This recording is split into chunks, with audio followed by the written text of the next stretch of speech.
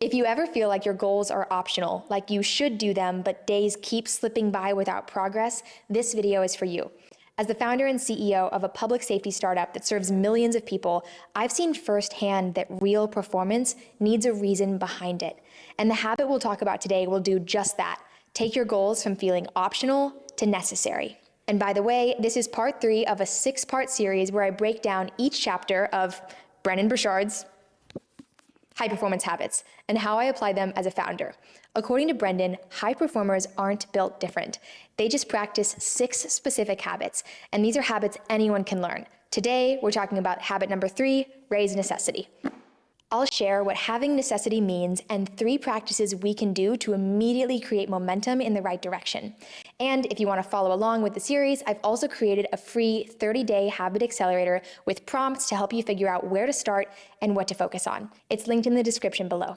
Brendon explains that having necessity is what turns your goals from a preference into a must. When something feels necessary, you get focused and energized to actually do it. Have you ever procrastinated on something but then finished the entire project right before it was due? That's the feeling of necessity at work. Underperformers never think about creating necessity, but understanding how to develop it will move you towards your goals much faster. Like frantically writing that paper just 3 hours before it's due. Brendon talks about 2 forces that raise necessity, internal and external. Internal forces are about holding yourself to a higher standard. In order to do this, high performers often self-monitor their progress, sometimes multiple times a day, to make sure they're living up to their own standards. They set a goal, track their actions, and adjust. High performers also find an obsession, something they're curious about or deeply care about, and then they fuel that fire until it becomes something they cannot stop thinking about or working towards. External forces are about duty and purpose. This looks like knowing someone needs you, feeling called to what you're doing, and having real deadlines with real consequences. Brendon explains that we will often do more for others than we will for ourselves, which is why the first practice in this chapter is called Know Who Needs Your A Game. High performers spend a lot of time thinking about who needs them to show up at their best, who they serve, or who will be impacted by their work. Because when you know someone else is counting on you, it fuels the drive to show up as your best. As I'm building my company, I'm always thinking about first responders like my parents who deserve the best technology has to offer. I also think about my younger self and people like me who want to tackle a big problem and are looking for examples of people who are using entrepreneurship to do that. So here's a prompt for the first practice. Ask yourself, who needs me on my A game right now? The second practice is to affirm the why. Brendon says high performers affirm their goals and why they matter, both to themselves and to others. They literally speak them into existence, and I mean literally. Brendon says that high performers talk to themselves out loud, affirming their why. Although personally, I've found that writing them out consistently is just as impactful for me. Underperformers, on the other hand, usually don't locate and affirm the reason behind their work.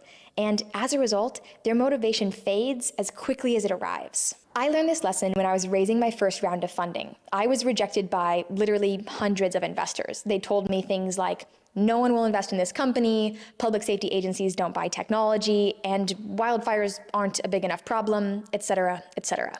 And I realized if I didn't choose the story and literally affirm it to myself, either in writing or out loud, I would start to believe them.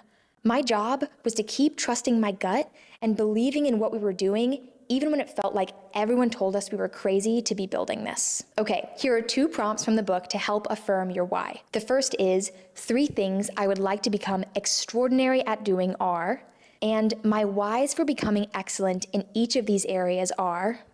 Okay, the last practice from this chapter is to level up your squad. Brendon explains that your environment shapes your standards. If you want to grow, you need to be around people who challenge you, support you, and model what's possible at the next level. He clarifies that this doesn't mean getting rid of all your friends who don't role model your ideal life, but it means to consciously start spending less time with people who are negative and more time with people who are positive. His first suggestion is to just add 1 more awesome friend. He also says that you can level up your squad by volunteering, playing sports, and joining a league, seeking mentorship from a successful or positive person in your life. And the last one, which is my favorite, is to earn it. Basically, by becoming someone worth including in high-performing circles. I could make a whole video on that, so if the idea of how to get into those circles is interesting, let me know in the comments and I'll make a video dedicated to that topic. To start leveling up your squad, you can ask yourself, who do I need to spend more time with to raise my standards? And what are some of the specific traits of a dream friend? Write them down and start looking. I promise those friends are out there and they're probably looking for you too. Speaking of friends, if you want to keep building these habits alongside a group of us, grab the free 30-day habit accelerator linked below. It's there to help you build momentum and get clear on what matters most right now. And if this was helpful, hit subscribe and join me next week as we break down Chapter 4, Increase Productivity. Because while necessity creates urgency, productivity is what turns that urgency into results. Thanks so much for watching. I'll see you next Thursday.